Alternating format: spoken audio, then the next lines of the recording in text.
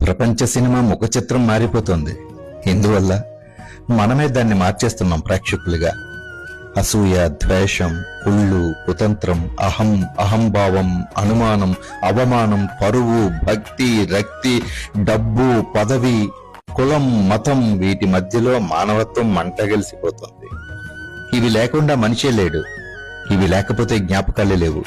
ఇవి లేకపోతే జీవితమే లేదు. జీవితం అంటేనే జ్ఞాపకాలే కదా. కానీ ఇవి ఎంతవరకు ఉండాలి అనేది మన చుట్టూ జరిగిన సంఘటనల నుంచి నేర్చుకోవాలి మనం. ఇలాంటి సంఘటనల సమాహారమే ఈ కాలగమనం సినిమా. ఖచ్చితంగా మీ హృదయాన్ని తాకుతుంది. మట్టి వాసన ఉంది, మర్చిపోతున్న మన సంస్కృతి ఉంది.